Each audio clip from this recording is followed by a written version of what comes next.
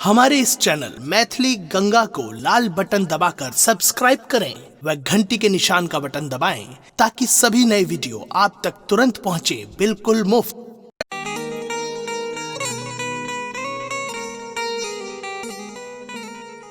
जय मिथिला, जय श्री किशोरी जी, जय राजा विदेह, राजा जनक की जय हो, मिथिलांचल की जय हो। आइ मिथिला नगरी धन्य भ रहल अछि।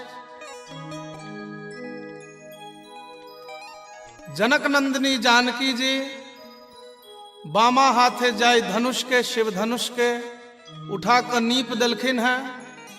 मिथिलांचल में सगरो शोर भ रहल अछि। शिव के धनुष के बाया हाथे के उठा सकैया, असाधारण तत्व कोनो उठा सकैया। राजा विदेह सोचलनि ओकरे संग सिया धिया के विवाह करब जे ई शिव धनुष के तोड़ी दे, अर्थात बल के परीक्षा करथिन जे हमरा बेटी लायक जे वीर है तकरे से बेटी के विवाह करब। सगरो हल्ला भेले, देश विदेश के राजा सब एला, किनको बुते नहीं किछ भेलनि ओहि धनुष के कैल। मुदा अखिल ब्रह्मांडाधिनायक परात्पर ब्रह्म एते चांस कलापर्ण रामास्तु भगवान स्वयं अपना गुरु के संग दुहू भाई एलखिन हैं और ओहि धनुष के तोड़ देलथिन हैं। आब तो मिथिला में खुशी के लहर भ गेलै, दौड़ गेलै जे आब तो हमर जनक लली के विवाह राम भद्रक संग हेतनि। खुश भ गेला है विदेह राज। अयोध्या संवाद गेलैया, विवाहक तैयारी प्रारंभ भ गेलैया। खबर अयोध्या से आबि गेलै जे सरकार अपने विवाहक तैयारी कैल जाओ। आब तो मिथिलांचल दुल्हिन जकां सज धज गेलैया, संपूर्ण मांगलिक वातावरण बनि गेलैया। केहन वातावरण छे, आओ मोद लता जी के भावना के संग मिथिला दर्शन करी।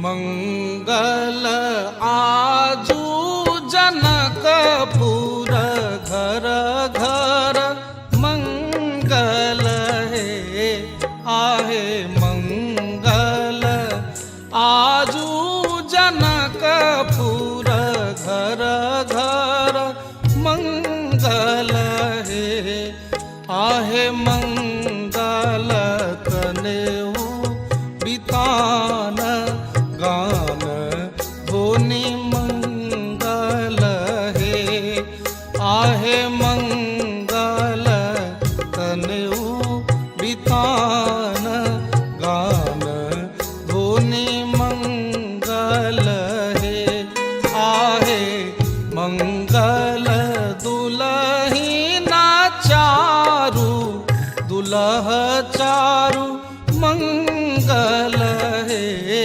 आहे मंगल दुलहीना चारू दुलह चारू मंगल हे आहे मंगल ब्याह उछाह मोद प्यारी मंगल हे आहे मंगल ब्याह उछाह मोद प्यारी मंगल हे। समस्त मिथिलांचल मंगलमय वातावरण से ओतप्रोत कण कण में जनक लली के विवाहक उत्साह भरल अछि। लता पता वृक्ष पृथ्वी जल हवा सूर्य चंद्र सब प्रसन्न मुद्रा में प्रकृति से हो सहयोग कर रहल अछि। संपूर्ण तैयारी भ गेलै का। आब तो अयोध्या से राजा दशरथ जी महाराज बरियाती ल क प्रस्थान क रहला है।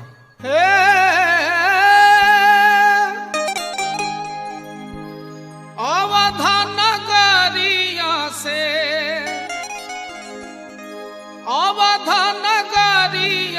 से चलल बरियतिया हे सोहावन लागे जनक नगरिया भेल शोर हे सोहावन लागे जनक नगरिया भेल शोर हे सोहावन लागे। परीक्षा न चलली सखी है परीक्षा न चलली सब सखिया सहेलिया हे सोहावन लागे पहिर कलहंगा पटोर हे सोहावन लागे पहिर कलहंगा पटोर हे सोहावन लागे। कहत रसिक जन दुल्हा सुरतिया हे सोहावन लागे सुफल मनोरथ भेल मोर हे सोहावन लागे सुफल मनोरथ भेल मोर हे सोहावन लागे। विभिन्न सवारी पर सवार भ रथ पर हाथी पर घोड़ा पर ऊंट पर सब सवारी पर सुंदर सुंदर मुंह कान वाला देवता सब से हो शामिल छथि। ओई बरियाती में सब अपन अहोभाग्य मना रहा है। बरियाती मिथिलांचल में प्रवेश कर रहा है। अगुवाई इंद्र कऽ रहलखिन है। देखै छथिन जे केरा के थम्भ गाड़ल छै गाय के गोबर से नीपल छै एकटा कोण में मणिमाणिक्य के ढेर लागल छै एकटा बुढ़वा दलान पर बैस के गुड़गुड़ी पी रहले है। भेलनि जे आहा एते सुंदर पवित्रतम स्थान तऽ लगैया जेना हमरा लोकनिक ठहरबाक यह व्यवस्था हो। तऽ अंदर जाय लगै छथिन भीतर ओ बूढ़ा रोकै छनि जे सरकार एम्हर कतऽ अबै छियै। कहलखिन क्यों मेरे ठहरने का व्यवस्था तो यही होना चाहिए हम लोग बारात वाले हैं। वो बुढ़वा कहे छे सरकार ई अहाँ के ठहरो के व्यवस्था नहीं छे अपने के व्यवस्था तो दोसर ठाम छे। अरे तो तुम कौन हो? वो कहे छे सरकार हम मिथिलांचल के डोम छी डोम। अरे तुम मिथिलांचल के डोम हो तो तुम्हारे यहाँ इतनी संपत्ति कहाँ से आई? मैं देख रहा हूं कि तुम्हारे आंगन में मणिमाणिक्यों का ढेर पड़ा है। नहीं बुझलिए सरकार हमरा विदेह राज ओइठाम जाय बर्तन में एक बेर भोजन कऽ लेल जाइ छै ने ताई में दोबारा नहीं कैल जाइ छै ओकरा उठा के फेंक देल जाइ छै। ओ बर्तन मणिमाणिक्य के होइ छै तो हम सब जाके ऐंठ उठा के ओ बर्तन बीछ के लऽ अबै छी अपना आंगन में जमा कऽ लै छी। वह बर्तन के ढेर छै सरकार। ई तो मिथिलांचल के हमर विदेह राज के आंगनक जूठ बर्तन के ढेर अपने देख रहलियै। आब तो इंद्र के बुद्धि हेरा गेलै। अरे जे मणिमाणिक्य के ढेर ऐ जूठ बर्तन फेकलाहा बर्तन के हम देख रहलियै ई मणिमाणिक्य तो हमरा इंद्रलोक में सेहो नहीं है। जो संपदा नीच गृह सो विरंची सुरनायक मोहा। आगा बढ़ला है तो साधारणतया एकटा घरक सामने बरियाती के लऽ जायल जाइ छनि। जेहने घर राजा के तेहने घर प्रजा के। ई छल प्राचीन मिथिलांचलक साम्यवाद। राजा और प्रजा के घर में कोनो फर्क नहीं। सब झटपट तैयार भेला है। बर से हो अचकन मचकन लगा कर रामभद्र घोड़ा पर सवार भऽ विवाह करल चलला है। आहा केहन परिदृश्य बनैया ओइठाम। बड़ा सुंदर मोदलता जी पुनर ओइ दृश्य के वर्णन कर रहा है। हो घोड़वा छमकावत आबै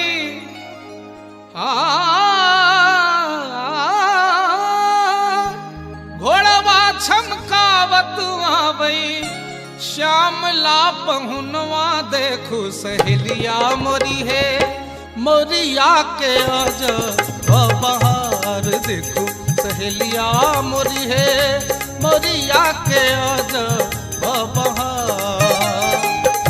ऊंचे रेली लरवा पर, ऊंचे रेली लरवा पर लटकई लट घुंघरवा देखू सहेलिया मोरी है, जुल्मी नयनवा गजरार देखू सहेलिया मोरी है, जुल्मी नयनवा गजरार।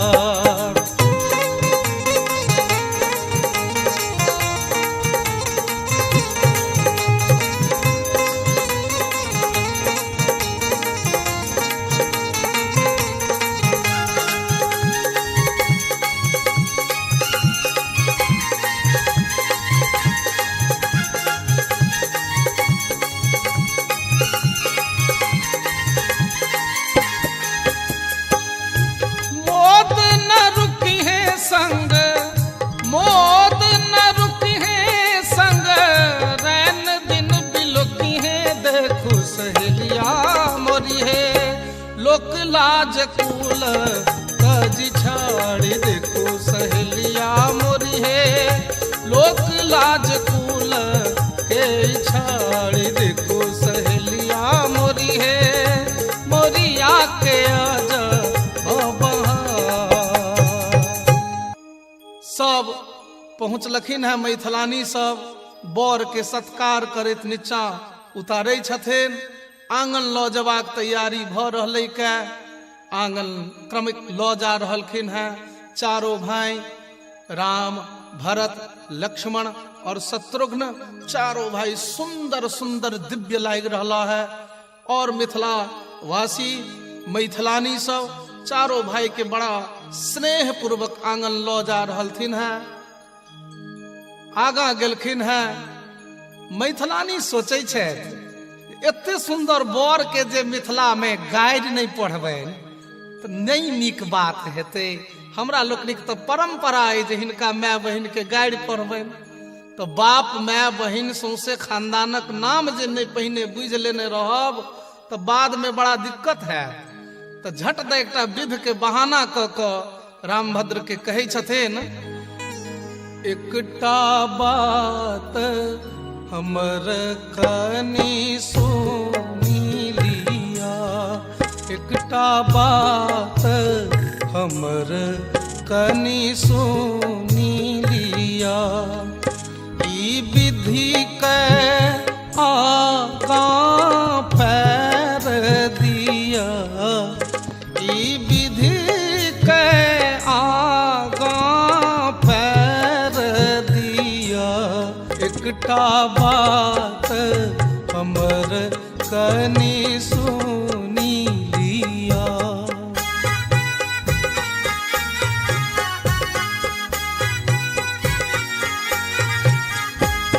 ओ एही ठामक ई विध प्रसिद्ध अछि,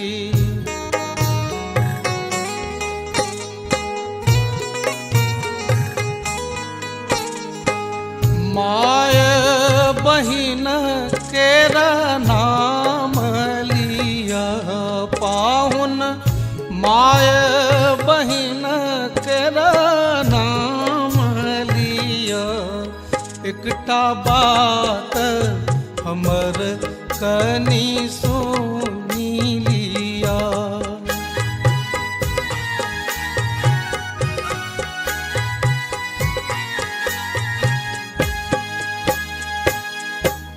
एहि बहाने बर सँ हुनक माय बहिनक नाम पूछ लेलखिन मैथिलानी। सब आपस में खूब प्रसन्न छथि जे हमरा सबके हाथ लागि गेल हिनकर माय बहिनक नाम। आब गारि पढ़ऽ में ओरियात। चल चल चल आब हिनका अगिला विध करबियन। तो समय आबि गेलै वेदी परिक्रमा के, मंडप परिक्रमा के। रामभद्र के कहल जाइ छनि आब अहाँ वेदी परिक्रमा करियौ। तो बर के नाक पकड़ के घुमेबाक परंपरा रहलैया मिथिलांचल में। जे जय बर के विवाह भ रहलनि हैं हुनकर श्वास प्रश्वास पर कते अपन पकड़ छनि, पुरुषार्थ कते छनि हिनका में। नाक पकड़ को बर के वेदी परिक्रमा करेबाक तैयारी भ रहलनि हैं। रामभद्र धीर ललित नायक छथि, धीर गंभीर नायक छथि, धीरोदात्त नायक छथि। सोचि रहला है जे सासुर से तो पहिल भेंट चलबै कोना, तो सोचे छथि गंभीर चाल में चलक चाहिए। रसे रसे चल के सोचि रहला है, मंद गति से चलब से सोच क पैर आगा बढ़बै छथि। पैर बढ़बैत देरी मैथिलानी चौकन्ना भ जाइ छथि और आपस में वार्ता करैत एक दोसर के देखैत कहै छथिन, सखी हे रोसे रोसे पाहुन चलै छथि कोना। सखी हे रोसे रोसे पाहुन चलै छथि कोना। सखी हे कोल्हुआ के बरद घुमैया जेना। सखी हे कोल्हुआ के बरद घुमैया जेना। हास्य परिहास शुरू भ गेल अछि। कोल्हुआ के बरद कहलथिन है। भरत लाल जी तकै छथिन जेठ भै देश, भैया किस समाज में आप शादी करने आ गए? ये तो तमाम मूर्खा हैं। आप ब्रह्म हो, इसकी जानकारी शायद इन्हें नहीं है। जो मन में आता है बोली जा रही हैं। रामभद्र उनट कर तकलखिन है। मने मन मुस्कुराहट से कही छथिन, बउआ संभर कर रही हैं। ई मिथिलांचल छे, एठम तोहर जे सोच छो से गलत साबित भ सकै छौ। भरतलाल जी जिज्ञासा व्यक्त कलखिन है जो मैं कुछ प्रश्न करना चाहता हूं। रामभद्र इशारा कलखिन जो भजिया ला। भरतलाल जी झट से पूछ दै छथिन, हिनका कोल्हुआ के बरद कहलियन कोना। हिनका कोल्हुआ के बरद कहलियन कोना। मैथिलानी कहे छथिन, हम कहलियन एना, हम कहलियन एना। 84 लाख में का जीव के पेरथी जेना। 84 लाख में का जीव के पेरथी जेना। अब तो भरतलाल जी के दिमाग उड़ गेल। यही तो वर्णन कर रहलखिन है ब्रह्म के। 84 लाख योनि रूपी कोल्हू में तो ब्रह्मेटा जीव के पेरै छे। राम जी उनट के तकलखिन, बउआ की हाल? भरत जी कहलखिन, बाप रे बा, ई सब तो परम विदुषी छथि। आब एहन गलती नहीं करब भैया, चलियो। रामभद्र सोचे छथि भ सकैया विवाह में बर दौड़ क चलैत हेतै, चूंकि ऐसा पहले तो विवाह कतौ भेलन है नहीं। प्राचीन जयदेव जी महाराज दशावतार जे गीत गोविंद में गौलन है, लिखलन है, ताई में तो एहन चर्चा नहीं भेटैया जे रामभद्र के पूर्वावतार में कतौ विवाह भेल है। तो विवाह तो देखलखिन नहीं, से आइटम भ रहलन है जे भ सकैया विवाह में बर दौड़ क चलैत हेतै। रामभद्र डेग नमहर क देलखिन। आबी अजान बाहु बर जे डेग नमहर केलखिन तो मैथिलानी दौड़ लगली। सोचले ना नहीं हेतु, कोनो उपाय कर, बर के गति के मंद कर।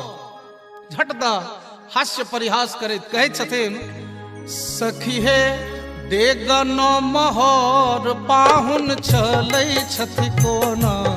सखी हे डेग नमहर पाहुन चलै छथि कोना।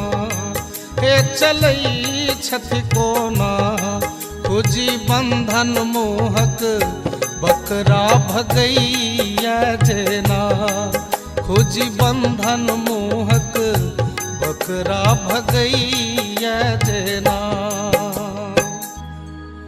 जेना छागर नहीं खुट्टी तुट्टी उफाड़ के पड़ाई छे, तहिना बर पड़ा रहलखिन है। एहि बेर तो शेषावतार लखनलाल जी के बर्दाश्त नहीं भेलन।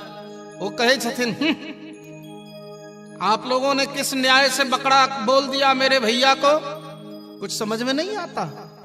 मैथिलानी कहे छथिन, यो छटका पाहू, ई धनुष भंग कालक समय नहीं छे जे अपने परशुराम जी के संट को देने रही है। अहा की बाजब, अहा के तो अपन बाप दादा के नामे नहीं बुझल है। क्या बात करती हो, मुझे अपने पूरे कुल खानदान का नाम मालूम है। अच्छा बुझल है, तो यानी बापक नाम कहियो तो। मेरे पूज्य पिताजी का नाम चक्रवर्ती सम्राट श्री श्री 108 राजा दशरथ जी महाराज है। अच्छा की कहलिए गे बहिन, गे की कहलकिन गे, गे दशरथ कहलकिन गे। 10 माने तो 10 होय छे, 1 2 3 4 5 6 7 8 9 10 माने दुनू हाथ के अंगुरी मिला कर 10, तो संख्या भ गेलै 10। आ रथ माने तो संस्कृत व्याकरण के न्याय से घोड़ा होय छे, माने 10 टा घोड़ा हिनका बाप छथिन। पाहुन पाहुन यो पाहुन, अहाँके 10 टा घोड़ा बाप छथि। बहुत सुंदर, ई तो बापक परिचय छल। कनी दादा के परिचय दिया, बापक बाप के नाम लिया। लखनलाल जी कहे छथिन, मेरे दादाजी का नाम चक्रवर्ती सम्राट श्री श्री 108 राजा अज है। अज की कहलिए, अज अयो अज माने तो मिथिलांचल में संस्कृत व्याकरण के न्याय से सेहो अर्थ बदल जाय छे। ओ अज तो कहल जाइत छैक खसी, ई सुनित पड़ल ठाठा क हंसी। सब मैथिलानी हंसऽ लगले और कहलखिन, जहन अहाँ के दादा के नाम छागर अज जे मने खस्सी होइ छे, तो हम कोन अतिशयोक्ति केलहुं है। जहन छगरे गोत्र अहाँ के आबि रहल है, तो हम तो गलती नहीं केलहुं, हम तो यही न्याय से कहलहुं। ई त अज कुल के बालक भेलखिन जेना, ई त अज कुल के बालक भेलखिन जेना।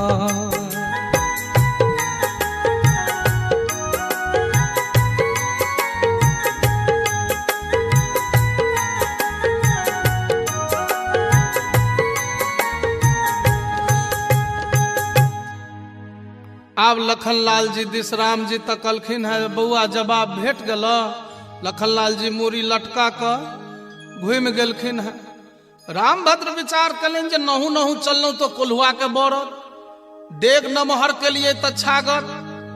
आब की कैल जाए, आब चलबे नहीं करबैन। बिच्चे आंगन में ठाढ़ भ गेला। आब ठाढ़ पाहुन के देख कऽ मैथिलानी सोचै छथि जे बर जे नहीं हिलते नहीं चलते तो विवाह के कर हेते, आ बेसी विलम्ब हेते तो विवाहक मुहूर्ते निकल जेते। एहन तिकायल गप कहबे जे बर तो फेर दनादन चलऽ लगते। कहे छथिन, सखी हे आंगन में ठाढ़ पाहुन लगै छथि कोना। सखी हे आंगन में ठाढ़ दुल्हा लगै छथि कोना। हे लगई छथि एना, हे लगई छथि एना।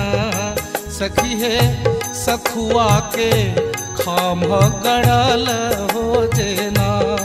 सखी है सखुआ के खाम गड़ल हो जेना। सखुआ के खाम नहीं, घर के बरेरी के तनने रहे छे बीचे में, तहिना बर ठाढ़ छथि। एहि बेर छोटका भाई के बर्दाश्त नहीं भेलनि। ई ब्रह्मावतार सोचलनि जे जड़ और चेतन सब के सृष्टि हम करै छी, आ परम जे चेतन तत्व तिनका जड़ से उपमा भ रहल है, हम कोना बर्दाश्त करबै। कहे छथिन, भैया मुझसे बर्दाश्त नहीं होता, मैं तो पूछूंगा ही। राम जी कहलखिन, बउआ तू ही बाँचल छ, तू अपन जवाब पाबिए ला। खानदान के इज्जत कैला बाँचऽ देबहक, प्रश्नोत्तरी क नाक कटवा ले। पूछे छथिन शत्रुघ्न लाल जी, हिनका खाम के उपमा कहलियन कोना, हिनका खाम के उपमा कहलियन कोना, हम कहलियन एना। मैथिलानी कहै छथिन एहि न्याय से कहलियन, हम कहलियन एना, हम कहलियन एना। खाम फाड़ी प्रहलाद के उबारलन जेना, खाम फाड़ी प्रहलाद के उबारलन जेना। खामों में यदि अहीं के भय नहीं छला तो खाम फाड़ी क नृसिंह रूप धारण क प्रहलाद के उद्धार कोना केले। आब तो शत्रुघ्न लाल जी से ओहो मूरी घुमा लेलन। राम जी आपस में चारों भाई चारों के तकै छथिन। राम जी अब सोचे छथि कि कैल जाए नहीं कैल जाए, उहापोह के स्थिति में छथि। तब तक मैथिलानी विधि करी, विद्ध करऽ वाली स्नेह लता पहुंच गेली और सब मैथिलानी के कहे छथिन, आगे तो सब बर के कोनो में चैन नहीं रह देभी। नहु नहु चललखिन तो कोल्हुआ के बरद, डेग नम्हर केलखिन तो छागर, रुक गेलखिन तो खाम, बेचारे कोना चलथिन। पूछथि स्नेह लता चलता कोना सखी है, पूछथि स्नेह लता चलता कोना, कोना चलता दुल्हा। मैथिलानी कहलखिन अपना मोने नहीं चलता, हम जना कहबैन तहिना चलो पड़ते। हम आंगुर इशारा बतबियन जेना, हम आंगुर इशारा बतबियन जेना। हम जना जना कहबैन तेना तेना चलो पड़ते। लखन लाल जी मोने मोने प्रसन्न भेला जे आइ धरि अपना आंगुर के इशारा पर जे सबके नचबै तला, तिनका आइ मैथिलानी के आंगुरक इशारा पर नचैत देख कऽ हमरो मन में खुशी हैत जे बुझियौ जे दूसरा के इशारा पर नाचऽ वाला के की गति हुई छै। खैर बर के सब मैथिलानी सब विध करबै छथिन, बड़ा खुशी के माहौल छै, सब प्रसन्न छथि। आई माई सब छथि, वेद के मंत्र और ऋचा सब ब्रह्माणी रुद्राणी उमा ई तमाम सब मैथिलानी बन कऽ मिथिलांचल में अखिल ब्रह्मांडाधिनायक परात्पर ब्रह्म दुल्लह रूपधारी श्री राम के दर्शन कऽ रहली है। विध आगा होइ छै, उठंगर के बेर होइ छै। मैथिलानी कहै छथिन आगे एही सब में ओझरायल रहबै, धनकुट्टी कखन हेतै, उखड़ला ने मुसरला ने, बर के बान्है जो ने। चारों भाई के ठाढ़ कऽ देल जाइ छनि और मैथिलानी सब गावऽ लगै छथि। चित चोरवा आजू बन्हेलनिए, चित चोरवा आजू बन्हेलनिए, सब शान गुमान गमेलनिए, सब शान गुमान गमोलनिए। चित चोरवा आजू बन्हेलनिए, चित चोरवा आजू। एही चित चोरवा के सिरमणि मौरिया है, छोरवा छवि छहरोलनिए। चित चोरवा आजू बन्हेलनिए, चित चोरवा आजू। सोने के उखरवा मणिन के मुसरवा, सोने के उखरवा मणिन के मुसरवा। आठे चोटे चौरावा बनोलनी है, आहे आठे चोटे चौरावा बनोलन चित चोरवा आजू बन्हलनी है चित चोरवा आजू बन्हलनी है चित चोरवा आजू। आए समस्त सृष्टि के अपन महामाया से बांधव वाला मिथिलांचल में प्रेम के बंधन में बांधल गला है और सहर्ष बंधन स्वीकार कर रहा है। बड़ा सुंदर एक भाव है संत के।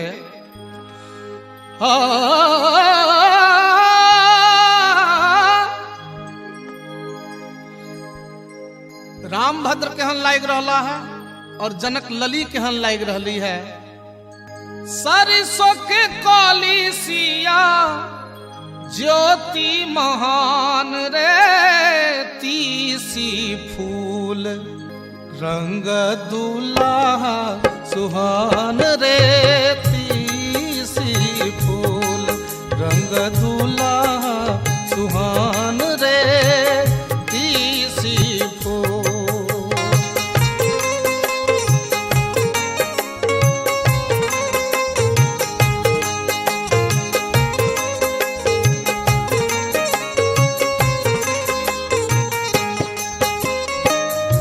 जग भरी रहलई जग भरी रहलई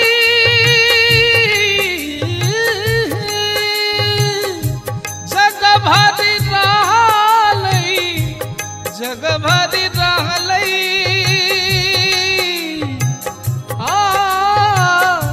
जग भरी रहलई अनहरिया मशान रे अनहरिया शान रे मोरा अंगना उगले चारों छन्ना चांद रे मोरा अंगना उगले चारों छन्ना चांद रे मोरा अंगना।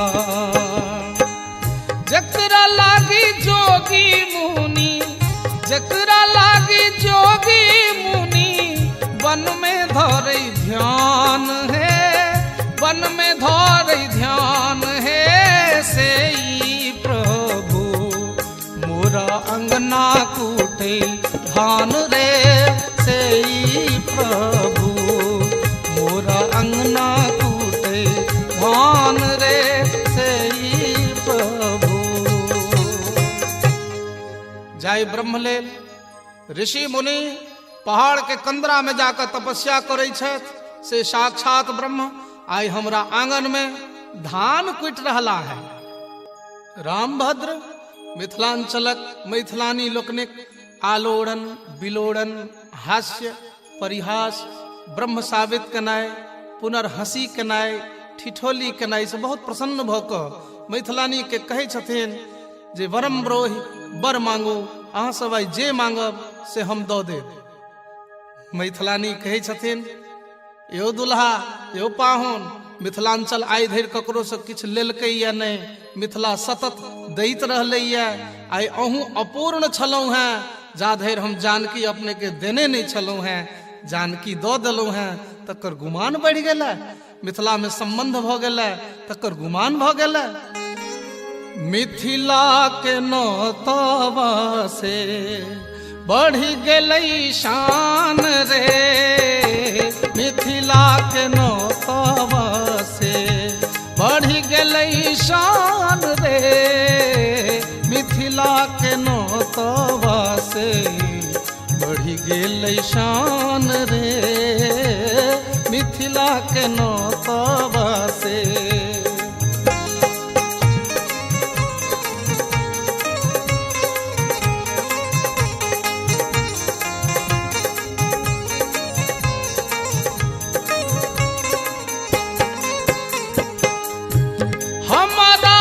चाहिए पाहुन है हमारा न चाहिए पाहुन जोग जप ध्यान रे हमरा न चाहिए पाहुन जोग जप ध्यान रे हमरा तो चाहिए पाहुन ओही सन मेहमान रे मिथिला के नौतवा से बढ़ी गेल शान रे मिथिला के नौतवा से।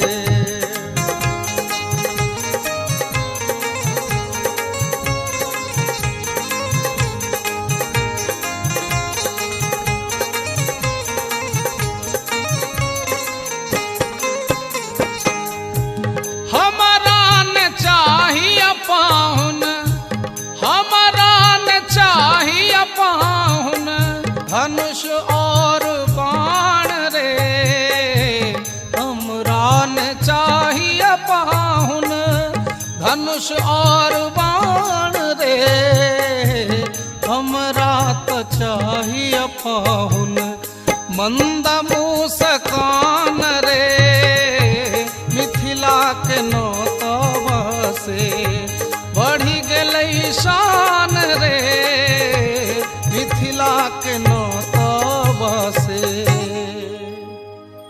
मिथिलांचलक नाता से शान बढ़ गेल। रामभद्र मुस्का कऽ चुप भ जाइ छथि। आब तऽ बेर भ गेलै कन्यादानक। मैथिलानी सब विदेह राज के कहै छथिन जे आब कन्यादान कयल जाओ। जंघिया चढ़ाए बाबा बैसला मंडप पर जंघिया चढ़ाए बाबा बैसला मंडप पर बाबा करुणे कन्यादान है आहे बाबा करुणे धियादान है जाही धिया लागी बाबा नटुआ नचाओल से धिया भेली बिरान है आहे से धिया भेली बिरान है।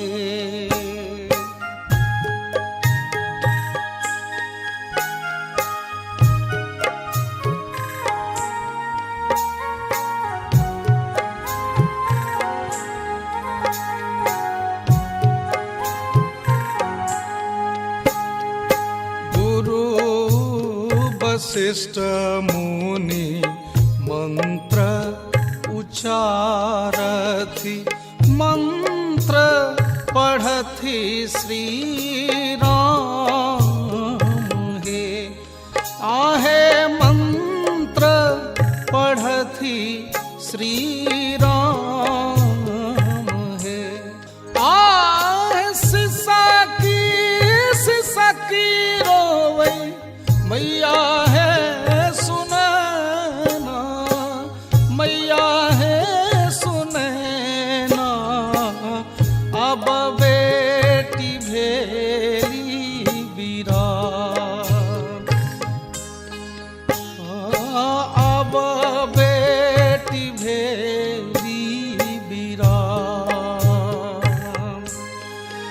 आहे जनी कानु जनी खीजू मैया है सुनैना मैया है सुनैना यह थी क जग व्यवहार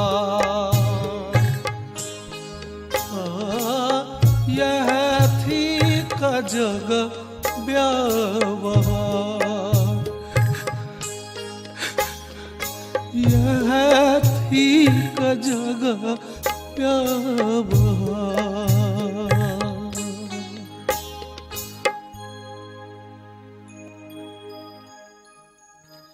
आब भावरी के बेर भ गेल।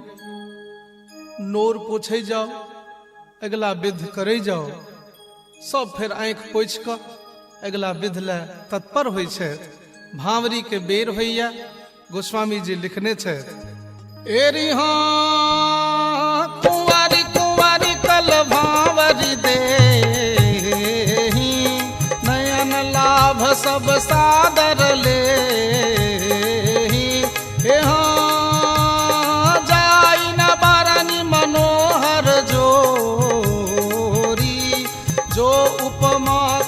कहो सो थोरी।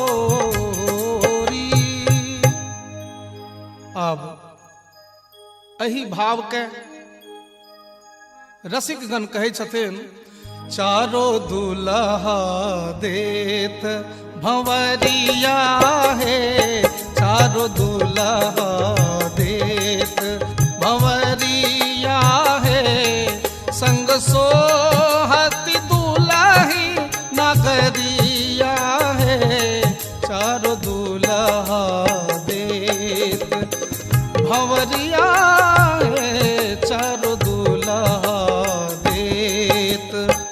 श्याम गौर गौर श्यामा चारो जोड़ा जोरिया है, श्याम गौर गौर श्यामा चारो जोड़ा जोड़िया है, हरे हरे होता चाहूरिया है, आहे हरे हरे होता चाहूरिया है, चारो दुल्हा देत भंवरिया है, चारो दुल्हा देत। फूली न समाती लखी मोदिया किंकरिया, फूली न समाती लखी मोदिया किंकरिया है, लाली लाल लखनी लजोरिया है, आहे लाली लाल लखनी लजोरिया है, चारो दुल्हा देत भंवरिया है, चारो दुल्हा देत भंवरिया है, चारो दुल्हा देत।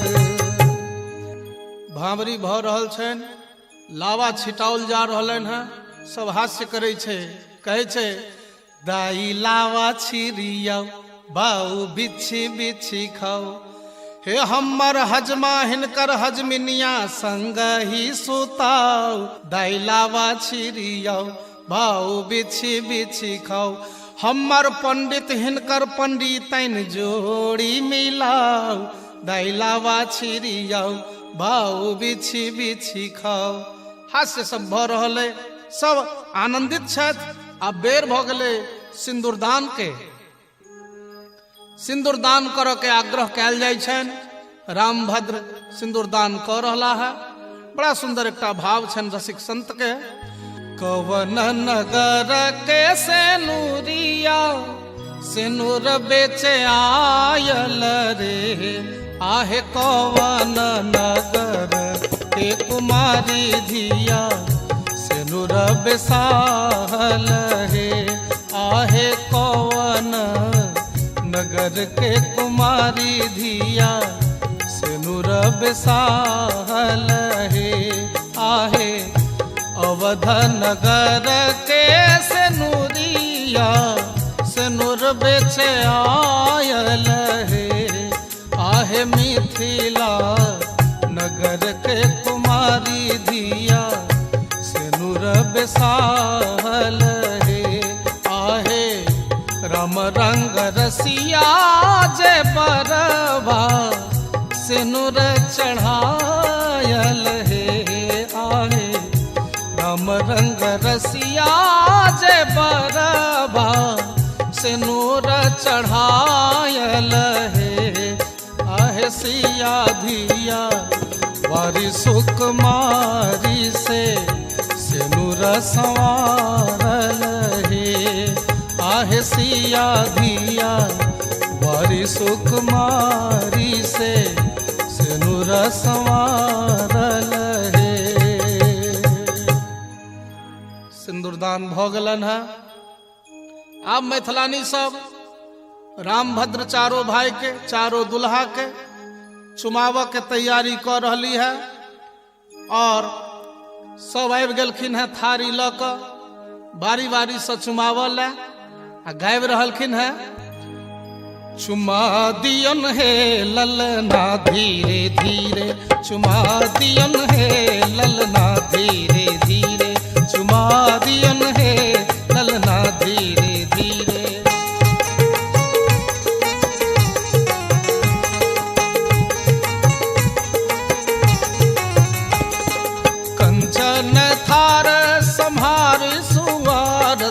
कंचन थार संहार सुवारथ घुमा दियन है ललना धीरे धीरे घुमा दियन है ललना धीरे धीरे।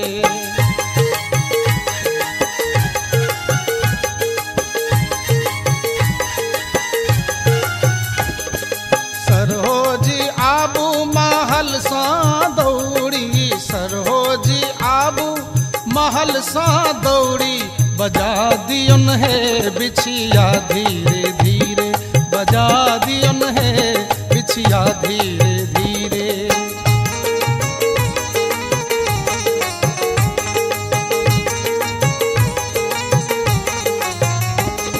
चुम बजे चलली सासु सुहागिन, चुम बजे चलली सासु सुहागिन जुड़ा दियन है ललना धीरे धीरे जुड़ा दियन है ललना धीरे धीरे।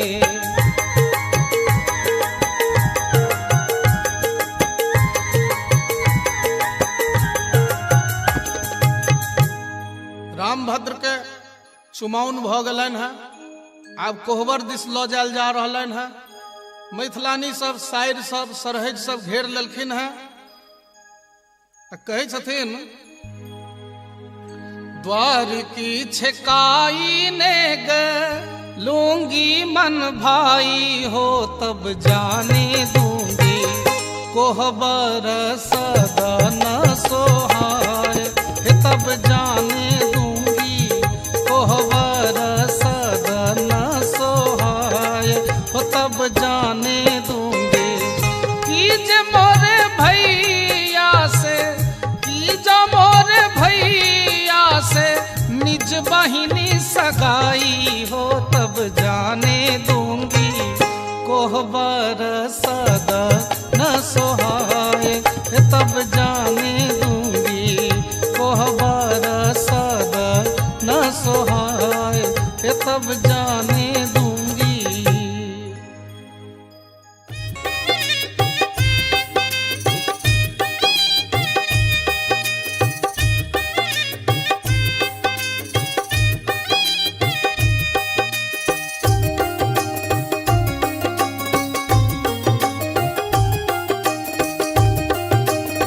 अपने सुन रहल छी गंगा कैसेट की प्रस्तुति। चलू सखी हिल मिल जनक के आंगन दुल्हा बनल श्री राम है। चलू सखी हिल मिल जनक के आंगन दुल्हा बनल श्री राम है। दुल्हा बनल श्री राम जी।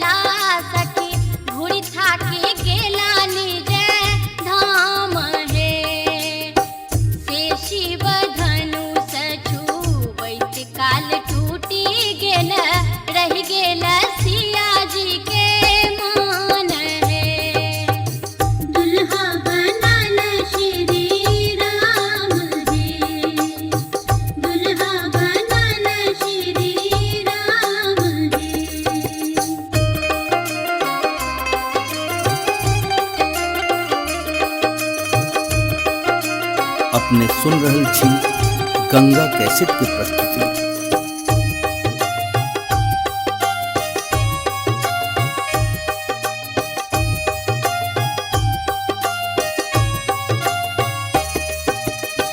रंग बिरंग केरा बाज गेल साजा सखी, रंग बिरंग केरा बाज गेल साजा सखी, बरसल सुमन आकाश है, देहि क बैदी क आहे सखी मिट गेल तीनों पाप है।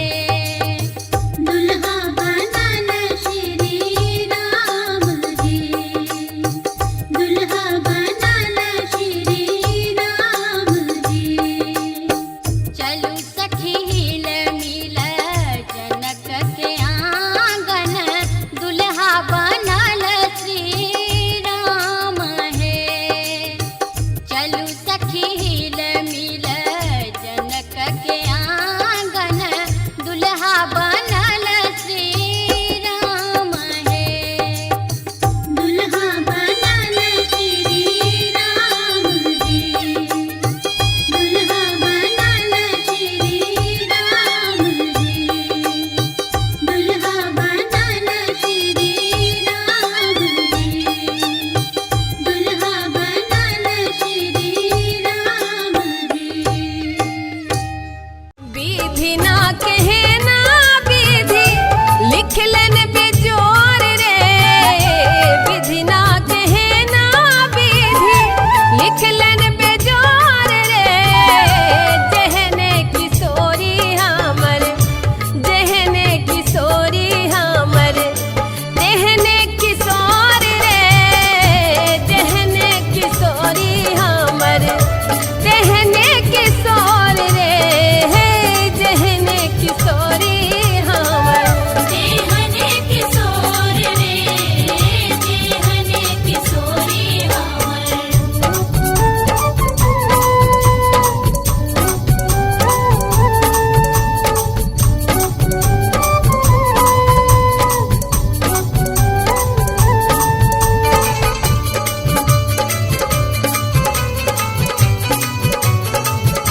अपने सुन रहल छी गंगा कैसेट की प्रस्तुति।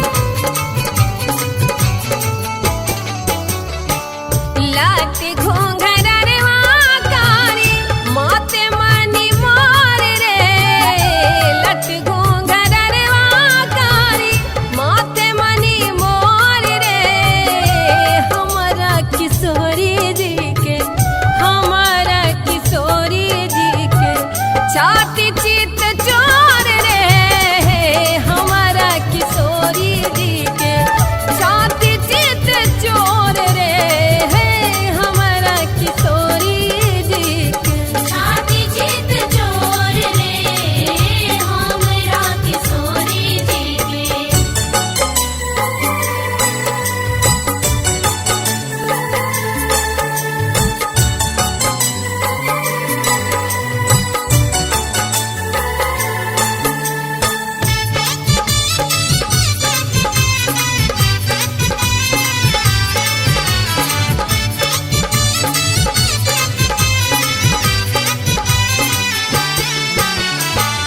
सांवरा सलोना दुल्हा दुल्हीन गोर रे, सांवरा सलोना दुल्हा दुल्हीन गोर रे, अनुपम जोड़ी देखी, अनुपम जोड़ी देखी, नाच मन मोर रे, अनुपम जोड़ी देखी, नाच मन मोर रे, अनुपम जोड़ी देखी, नाच मन मोर रे, अनुपम जोड़ी देखी।